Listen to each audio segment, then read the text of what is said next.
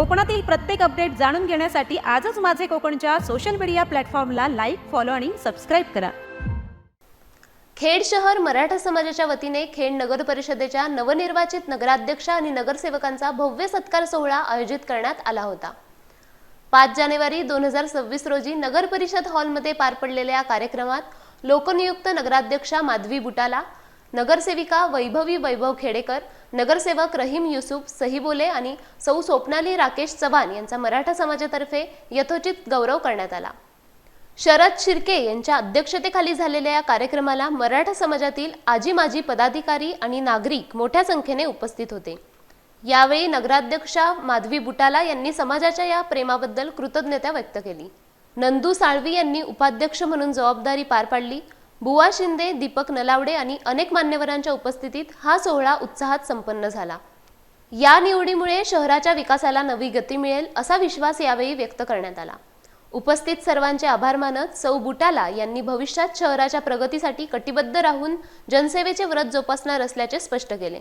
खेडच्या राजकीय वर्तुळात हा सन्मान सध्या चर्चेचा विषय ठरला आहे। आज मराठा समाजाने घेतलेला हा सत्कार हा खूप आमच्यासाठी मानाचा आहे। खरं तर महाराष्ट्राच्या जडणघडणीमध्ये मराठा समाजाचं सगळ्यात मोठं योगदान आहे। शिवाजी महाराजांनी सगळ्या जाती धर्मांना एकत्र घेऊन स्वराज्याची स्थापना केली। मी ज्यावेळेला निवडणूक लढवणार त्यावेळेला साधारण अभ्यासाला सुरुवात केली होती आणि त्यावेळेला मी ज्यावेळेला मतदार यादी चालत होते तेव्हा किती आपले मतदार आहेत आणि याच्यामध्ये कोणत्या समाजाचं प्राबल्य आहे त्यावेळेला प्रकाशाने जाणवलं की मराठा समाज जे आहे या मराठा समाजाचं प्राबल्य मोठ्या प्रमाणामध्ये आहे। गेल्या वेळेला वैभवजनाच्या वेळेला आपण नगराध्यक्ष म्हणून निवडून दिला त्याला आपल्या समाजाने मोठ्या प्रमाणामध्ये त्याला साथ दिली होती। नेहमी आपला समाज जो आहे हे साधारण खेडचा विकास कशा प्रकारे होईल यासाठी नेहमीच प्रयत्नशील असतं। मला माझ्या माहितीनुसार ज्यावेळेला वैभवजी नगराध्यक्ष होते आणि त्यावेळेला आपल्या समाजासाठी 5 गुंठे जागा आपल्या समाज भवनासाठी देऊन दिली होती आणि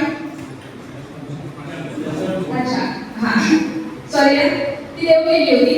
आणि नक्कीच जसं आता आम्ही युतीमध्ये लढलो आहोत, महाराष्ट्रामध्ये आपली युतीची सत्ता आहे। माननीय देवेंद्रजी फडणवीस असतील किंवा रवींद्रजी चव्हाण यांच्या माध्यमातून आपल्या समाजामध्ये जी जी कामं आहेत ती करण्याचा आम्ही नक्कीच प्रयत्न करू। साहेबांचं वैभव साहेबांचं एक मानस आहे किंवा त्यांची प्रबळ इच्छा आहे की आपल्या समाजाचं एखादं मोठं समाज भवन व्हावं आणि आपल्या समाज बांधवांची सुद्धा ती इच्छा आहे।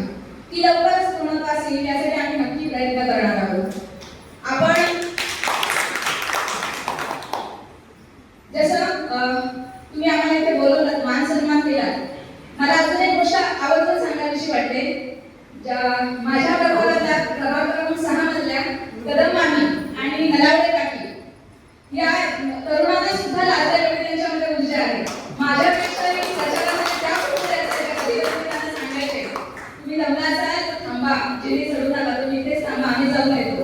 पण माझ्या आधी सुद्धा त्या जर असायच्या एवढा म्हणजे त्यांनाही वाटत होतं की मी प्रत्येक खेडचा विकास व्हावा यासाठी त्या सुद्धा प्रयत्नशील होत्या आणि आपण तिथे सर्वजण आहोत।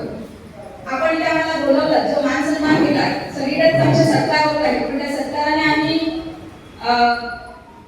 सत्कार जे आहे त्या सत्कार केल्यामुळे आम्हाला अजून नवीन ऊर्जा मिळते की जेणेकरून आमच्या हातून चांगलं काम होईल। आपले सगळ्यांचे आशीर्वाद कायम पाठीशी आहे, असेच ते कायम पाठीशी ठेवा। तुम्ही आम्हाला इथे बोलवलं, मान सन्मान केला त्याबद्दल खूप खूप आपले आभारी आहोत। असेच प्रेम आणि माया कायम ठेवा। धन्यवाद। जय हिंद, जय महाराष्ट्र।